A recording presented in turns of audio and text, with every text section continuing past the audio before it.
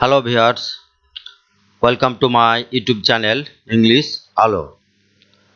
আজকের ভিডিওটির মাধ্যমে আমরা কিভাবে ইংরেজিতে স্টোরি রাইটিং লিখতে হয় সে বিষয়ে জানব। তো ইংরেজিতে স্টোরি রাইটিং লেখার সময় আমাদেরকে এই বিষয়গুলি আগেই জেনে রাখতে হবে, যেমন টেন্স, ভয়েস এবং ন্যারেশন। এর যে নিয়মকানুন বা ফর্মুলা সেগুলো আমাদেরকে আগে থেকেই জেনে রাখতে হবে। তো কিভাবে ইংরেজিতে স্টোরি লিখতে হবে অর্থাৎ গল্প লিখতে হবে সেগুলো আমরা আজকে এই ভিডিওটির মাধ্যমে জানব। তো এইভাবে লিখতে গিয়ে অর্থাৎ স্টোরি রাইটিং, সেখানে বলা হবে কি যে কতগুলো পয়েন্ট দেওয়া থাকবে এবং সেই পয়েন্টের উপর ভিত্তি করে গল্পটি লিখতে হবে। তো গল্পটি লেখার আগে তার একটা টাইটেল লিখতে হবে এবং শেষে মোরাল অর্থাৎ নৈতিকতা, গল্পটির মাধ্যমে আমরা কি শিখলাম বা জানলাম সেটা উল্লেখ করতে হবে। তো বেশি কথা না বাড়িয়ে আমরা এবার মূল টপিকে আসি। স্টোরি রাইটিং, এখানে দেওয়া আছে কতগুলো পয়েন্ট, কি বিষয়ের উপর গল্প লিখতে বলা হয়েছে যে write a story using the following points. একটা গল্প লিখতে হবে নিচের পয়েন্টগুলোর উপর ভিত্তি করে। Add a suitable title and moral to it, এবং এর উপযুক্ত একটি শিরোনাম এবং একটি মোরাল দিতে হবে। তাহলে একটা এর শিরোনাম লিখতে হবে এবং এর যে নৈতিকতা, গল্পের মাধ্যমে আমরা কি শিখলাম বা জানলাম সেটা নিচে লিখতে হবে। এখানে কতগুলো পয়েন্টস দেওয়া আছে সেই পয়েন্টসগুলো আমরা এবার জেনে নিব। ফ্রগস লিভড ইন এ পন্ড, মানে কতগুলো ব্যাঙ একটা পুকুরে বসবাস করত। বয়েজ থ্রো স্টোনস, বালকেরা পাথর নিক্ষেপ করত বা ছুটত। অ্যান্ড হার্ট দ্য ফ্রগস, এবং ব্যাঙগুলোকে আঘাত করত। এ ফ্রগ আস্কড, একটি ব্যাঙ জিজ্ঞাসা করল, why are you throwing stones at us. একটি ব্যাঙ তাদের মধ্য থেকে জিজ্ঞাসা করলো যে তোমরা কেন আমাদের দিকে পাথর ছুটছ। তো বয়েজ রিপ্লাইড, বালকগুলো উত্তর দিল কি যে উই আর প্লেয়িং, আমরা খেলছি। ফ্রগস সেড,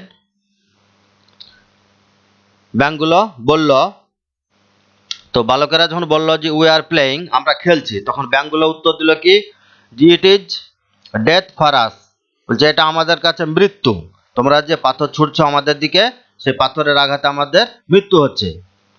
তারপরে কি হলো যে বয়েজ ফেল্ট সরি, বালকগুলো দুঃখ অনুভব করলো। স্টপড প্লেয়িং, তারপরে খেলাধুলা বন্ধ করে দিল।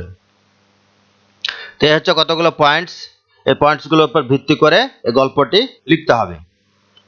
তো গল্পগুলো লিখতে গিয়ে আমাদেরকে অবশ্যই টেন্স, ভয়েস চেঞ্জ এবং ন্যারেশন এ বিষয়গুলোর উপরে ধারণা রাখতে হবে।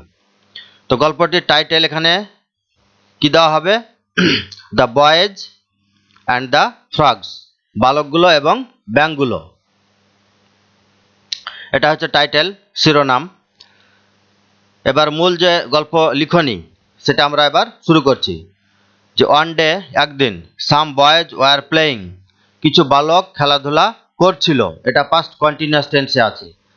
সাম বয়েজ এটা হচ্ছে সাবজেক্ট, ওয়ার আছে প্লুরাল ফর্ম যেহেতু সাবজেক্ট তাই ওয়ার, আর প্লেয়িং প্লে ভার্বের সঙ্গে আইএনজি যুক্ত আছে, তাহলে এটা হচ্ছে পাস্ট কন্টিনিউয়াস টেন্স। তাহলে on day some boys were playing at the edge of a pond, একদা কতগুলো বালক একটা পুকুরের ধারে, এজ মানে হচ্ছে ধার বা কিনারা, আর পন্ড মানে পুকুর, একটা পুকুরের ধারে খেলছিল। ইন হুইচ, যে পুকুরের মধ্যে, সাম ফ্রগস, কিছু ব্যাঙ, অথবা কি যে ফ্যামিলি অফ ফ্রগস, ব্যাঙের পরিবার, ছোট বড় সমস্ত বাচ্চা যে ব্যাঙগুলো আছে তাদের পরিবার, তারা কি করত, লিভড, তারা বসবাস করত। এটা পাস্ট ইনডিফিনাইট টেন্স, লিভের পাস্ট ফর্ম করা আছে লিভড। দ্য বয়েজ অ্যামিউজড, বালকগুলো আনন্দ উপভোগ করত। অ্যামিউজের পাস্ট ফর্ম অ্যামিউজড, এখানে ডি যোগ করে পাস্ট ফর্ম করা হয়েছে। দ্য বয়েজ অ্যামিউজড দেমসেলভস, বালকগুলো নিজেদেরকে আনন্দ উপভোগ করত বা উৎসাহিত করত। কিভাবে, বাই থ্রোয়িং স্টোনস, পাথর ছুঁড়ে, থ্রো মানে নিক্ষেপ করা, স্টোনস পাথর কোথায়? ইনটু দ্য পন্ড পুকুরের মধ্যে। তাহলে বালকগুলো পুকুরের মধ্যে পাথর নিক্ষেপ করত এবং তার মধ্য দিয়ে তারা আনন্দ উপভোগ করত। So as to make them skip on top of the water. তাহলে বালকগুলো পুকুরের মধ্যে পাথর নিক্ষেপ করত এবং তার মধ্য দিয়ে তার আনন্দ পেত। পাথর নিক্ষেপ করতো এই কারণেই যে পাথর নিক্ষেপ করলে কি হবে, যে ব্যাঙগুলো উপরে লাফিয়ে বেড়াবে, লাফাবে, আর সেগুলো দেখে বালকগুলো আনন্দ উপভোগ করবে। তাই এখানে বলা হয়েছে so as to make them skip on top of the water, জলের উপরে তাদেরকে, যে ব্যাঙগুলো যেন লাফিয়ে বেড়ায় তার জন্য তারা পাথর ছুটতো এবং এগুলো দেখে তারা আনন্দ উপভোগ করত, আনন্দ করত। They were hit by the stones. They বলতে ব্যাঙগুলো, ব্যাঙগুলোকে, এটা প্যাসিভ ভয়েসে আছে, পাস্ট ইনডিফিনাইটের passive voice. They were hit by the stones, তাদেরকে পাথর দ্বারা আঘাত করা হতো, তাদের বলতে ব্যাঙগুলোকে। A good number of frogs were hurt, এটাও পাস্ট ইনডিফিনাইটের প্যাসিভ ভয়েস, মানে একটা বিশাল সংখ্যক ব্যাঙ কি হতো, তারা পাথর নিক্ষেপের দ্বারা আহত হতো বা আহত হয়েছিল। তারপরের প্যারাগ্রাফ হচ্ছে the stones were flying thick and fast, পাথরগুলো সংখ্যার দিক দিয়ে অনেক এবং দ্রুত নিক্ষেপিত হতো। The stones were flying thick and fast, মানে বালকগুলো অনেক ছিল এবং তারা প্রত্যেকে পুকুরে ব্যাঙগুলোর প্রতি পাথর ছুটত। তাই the stones were flying thick and fast, ব্যাঙগুলোর উপর খুব ঘন ঘন তাড়াতাড়ি, মানে সংখ্যায় অনেক পরিমাণ পাথর ব্যাঙগুলোর প্রতি ছোড়া হতো। অ্যান্ড এবং the boys were enjoying themselves, এবং বালকগুলো নিজেদেরকে উপভোগ করছিল, এটা পাস্ট কন্টিনিউয়াস টেন্স, ওয়ার আছে এবং এনজয়ের সঙ্গে আইএনজি যুক্ত আছে। ভেরি মাচ, বালকগুলো খুব নিজেদেরকে নিয়ে আনন্দ উপভোগ করত। বাট কিন্তু দ্য পুয়ার ফ্রগস, কিন্তু সেই বেচারা ব্যাঙগুলো, ইন দ্য পন্ড পুকুরের মধ্যে যে ব্যাঙগুলো আছে, ওয়ার ট্রেম্বলিং, এটাও পাস্ট কন্টিনিউয়াস টেন্স, ওয়ার আছে এবং ভার্বের সঙ্গে আইএনজি যুক্ত আছে। ট্রেম্বল, ট্রেম্বল মানে হচ্ছে কাঁপা, TREMBLE, এখানে ই হবে এবং এর সঙ্গে যখন আইএনজি যুক্ত করা হয় তখন ই উঠে যায়, দিয়ে আইএনজি যুক্ত করা হয়। উইথ ফিয়ার অফ ডেথ, মানে মৃত্যুর ভয়ে। তাহলে কি হলো, but the poor frogs in the pond were trembling, কিন্তু পুকুরের মধ্যে সে বেচারা ব্যাঙগুলো কাঁপছিল। উইথ ফিয়ার অফ ডেথ, মানে মৃত্যুর ভয়ে কাঁপছিল। তারপরে কি হলো, অ্যাট লাস্ট, অবশেষে, ওয়ান অফ দ্য ফ্রগস, মানে ব্যাঙগুলো সহ্য করতে না পেরে, ব্যাঙগুলোর মধ্যে থেকে একজন, one of the frogs, the oldest and bravest, সে ব্যাঙগুলোর মধ্যে থেকে যে বয়স্ক সব থেকে এবং সাহসী, সে কি করলো, put his head out of the water, জল থেকে তার মাথা উপরে তুলল। Put his head out of the water, জলের উপরে মাথাটি তুলল। অ্যান্ড সেড, এবং বলল, ও ডিয়ার চিলড্রেন, বলছে ও প্রিয় বাচ্চারা, why are you throwing stones at us, কেন তোমরা আমাদের দিকে পাথর ছুড়ছো। এটা হচ্ছে প্রেজেন্ট কন্টিনিউয়াস টেন্স এবং ইন্টারোগেটিভ ফর্মে দেওয়া আছে, প্রশ্নবোধক। আর আছে ইউ, এটা সাবজেক্ট, তারপরে ভার্বের সঙ্গে এখানে আইএনজি যুক্ত আছে, এটা প্রেজেন্ট ইনডিফিনাইটের কন্টিনিউয়াস টেন্সের প্রশ্নবোধক। তখন বালকগুলো উত্তর দিছে কি, যে উই আর জাস্ট প্লেয়িং, আমরা শুধু মানে খেলছি, এটাও প্রেজেন্ট কন্টিনিউয়াস টেন্স। আর আছে উই সাবজেক্ট এবং প্লে ভার্বের সঙ্গে আইএনজি যুক্ত আছে, আমরা খেলছি। রিপ্লাইড দ্য বয়েজ, বালকগুলো উত্তর দিল। কিন্তু বালকগুলো জানে না তারা যে পুকুরের মধ্যে ব্যাঙগুলো আছে পাথর ছুঁড়ছে, সে পাথর ছোড়ার কারণে ছোট ব্যাঙ, মানে ব্যাঙের বাচ্চা বা বড়গুলো তারা আঘাত প্রাপ্ত হয়ে মারা যাচ্ছে, সে বালকগুলো সে উপলব্ধিটি তাদের মধ্যে নেই। তারা যে দুঃখ পাচ্ছে, ব্যথা অনুভব করছে, সেটা তাদের জানা নেই। তো পাথর ছোড়াটাই হচ্ছে তাদের কাছে আনন্দ, এবং তারা উত্তর দিচ্ছে বালকগুলো কি, যে আমরা খেলছি। The old frog then said, তারপর সেই বৃদ্ধ, মানে যে বয়সে বড় সেই ব্যাঙটি বলল কি, এটা পাস্ট ইনডিফিনাইট টেন্সে আছে, সের পাস্ট ফর্ম করা আছে সেড। কি বললো? Please stop your cruel play, দয়া করে তোমাদের যে নিষ্ঠুর খেলাধুলা সেটা বন্ধ করো। ক্রুয়েল মানে হচ্ছে নিষ্ঠুর। যদিও, it may be fun for you, যদিও এটা তোমাদের কাছে মজা হতে পারে। ফান মানে হচ্ছে মজা। যদিও এটা তোমাদের কাছে মজা হতে পারে, তবুও কি যে এটার মানে হচ্ছে কি, ইট মিনস, এটার মানে হচ্ছে কি যে ডেথ টু আস, এটার মানে হচ্ছে যে আমাদের কাছে এটাই মৃত্যু। তোমরা যে আমাদের প্রতি পাথর ছুড়ছ, সেই পাথরের আঘাতে আমাদের মৃত্যু হচ্ছে এবং তোমরা এতে আনন্দ পাচ্ছ।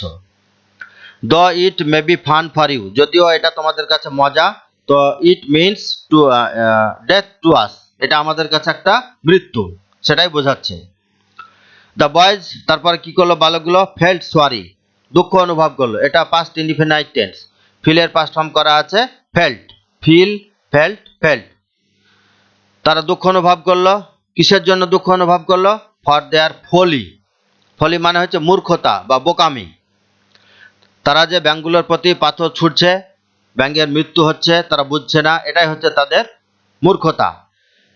তাহলে বালকগুলো দুঃখ অনুভব করলো তাদের মূর্খতার জন্য, অ্যান্ড স্টপড, এবং থেমে গেল বা থামিয়ে দিল কি, the cruel sport thereafter, তাদের যে নিষ্ঠুর স্পোর্ট মানে খেলাধুলা, সেটা তার পরে পরেই তারা সেটা বন্ধ করে দিল, অর্থাৎ পাথর ছোড়াটি ব্যাঙের প্রতি বন্ধ করে দিল। এটাও পাস্ট ইনডিফিনাইটে আছে, স্টপের পাস্ট ফর্ম করা আছে স্টপড। তো এটা হচ্ছে গল্পের মূল বিষয়বস্তু, সেটা বিভিন্ন টেন্স, ভয়েস চেঞ্জের মাধ্যমে বা ন্যারেশনের মাধ্যমে লেখা হলো। তো এটা গল্প লেখা শেষ হলো। এবার আসছে মোরাল, মানে নৈতিকতা, মানে এই গল্পটির মধ্য দিয়ে আমরা কি শিখলাম বা কি জানলাম, সেভাবে আমাদেরকে এবার পরবর্তী সময়ে চলতে হবে। তো মোরালে এখানে বিভিন্ন ধরনের মোরাল দেওয়া আছে। তো প্রথমে যেটা দেওয়া আছে কি, যে ওয়ান ম্যানস প্লেজার, একজন মানুষের, প্লেজার মানে হচ্ছে আনন্দ, একজন মানুষের আনন্দ কি হতে পারে, সেটা মে লিড মানে পরিচালনা করতে পারে, বা সেটাকে একজন মানুষের আনন্দটা ঠেলে নিয়ে যেতে পারে, বা কজ বা কারণ হতে পারে। কিসের কারণ? টু অ্যানাদার ম্যানস ডিসপ্লেজার, অন্য মানুষের নিরানন্দের কারণ হতে পারে। তাহলে একজন মানুষের আনন্দটা অন্য মানুষের মানে মানে আনহ্যাপিনেস তার কারণ হতে পারে, নিরানন্দ হতে পারে। অর্থাৎ যেমন দেখা যায় যে কোনো বাড়িতে একটা বিয়ে হচ্ছে, সে বিয়ে বাড়িতে বক্স বাজানো হচ্ছে, তারা আনন্দ করছে, তাদের যে আনন্দটা, সেই আনন্দটাই কি পার্শ্ববর্তী যে সমস্ত বাড়িগুলো আছে সেই সমস্ত বাড়িদের মানুষজনের নিরানন্দ, মানে তাদের ক্ষতি হতে পারে, ক্ষতি হয়।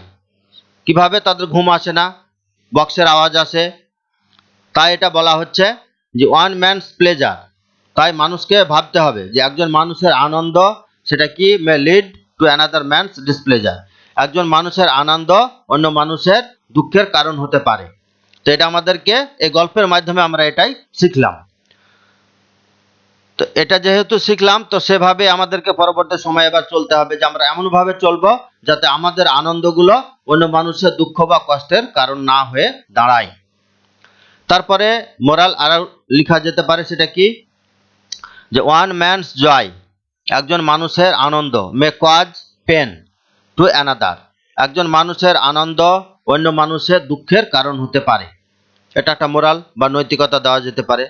তারপরে দেওয়া যেতে পারে যে অলওয়েজ স্টপ টু থিঙ্ক, সবসময় চিন্তা ভাবনাটা বন্ধ করো, যে হোয়েদার ইউর ফান, যদি তোমার মজাটা, may not be the cause, যদি তোমার মজাটা কারণ না হয়, কিসের? অফ অ্যানাদার্স আনহ্যাপিনেস, অন্য মানুষের অসুখের যেন কারণ না হতে পারে। তাই তোমাকে বলা হচ্ছে যে তোমরা সবসময় চিন্তা ভাবনা করো যে তোমাদের মজাটা যেন অন্য মানুষের দুঃখের কারণ না হয়ে দাঁড়ায়। এটা একটা মোরাল বা নৈতিকতা লেখা যেতে পারে। তারপরে আরেকটি আছে কি, যে play for one, play for one একজনের খেলাধুলা, মে বি ডেথ সেটা হতে পারে মৃত্যু, টু অ্যানাদার অন্যের প্রতি বা অন্যের মৃত্যু হতে পারে। তাহলে একজনের খেলাধুলা অন্যের মৃত্যু হতে পারে, এটা একটা মোরাল বা নৈতিকতা। তাহলে এই যে গল্পটি, এই গল্পটির মাধ্যমে এই সমস্ত মোরাল বা নৈতিকতাগুলো আমরা জানলাম বা শিখতে পারলাম। তাই এই গল্পের মাধ্যমে দিয়ে আমরা পরবর্তীতে সমাজে এভাবে চলব যাতে আমাদের যে আনন্দ, সেই আনন্দগুলো অন্য মানুষের যেন কষ্ট বা দুঃখের কারণ না হয়ে দাঁড়ায়, সেদিকে আমাদেরকে নজর রাখতে হবে। এটাই সকলের প্রতি রিকোয়েস্ট। তো এভাবেই ইংরেজিতে স্টোরি রাইটিং লিখতে হয়।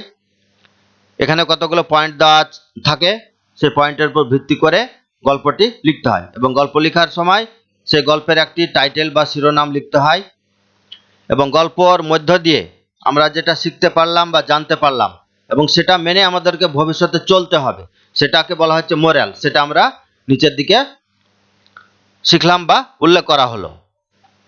তো আজকের ভিডিও এ পর্যন্তই। আশা করি তোমরা এই গল্প লিখনির মধ্য দিয়ে অনেক কিছু শিখতে পারলে, যেগুলো তোমাদের ভবিষ্যতে কাজে লাগবে। তো তোমরা ভিডিওটি ধৈর্য সহকারে দু একবার দেখে নিবে, শিখবে, জানবে কিভাবে লিখতে হয়, টেন্সে লেখা হলো না ভয়েসে লেখা হলো, এবং গল্পটির মধ্যে দিয়ে তোমরা কি শিখতে পারলে সেগুলো মনে রাখতে হবে। তো ভিডিওটি দেখে যদি তোমরা উপকৃত হও তাহলে অবশ্যই ভিডিওটিতে লাইক, কমেন্ট এবং শেয়ার করবে এবং সর্বোপরি আমার ইউটিউব চ্যানেল ইংলিশ আলো সাবস্ক্রাইব করে এবং বেল আইকনটিতে ক্লিক করে পাশে থাকবে। তো thank you so much for watching this video. তোমাদের দিন শুভ হোক, তোমরা ভালো থাকো, সুস্থ থাকো এবং অনলাইনে এভাবেই ভিডিও দেখে পড়াশোনা করে উপকৃত হও, এই আশা রেখে আজকের এই ভিডিওটি সমাপ্ত করছি।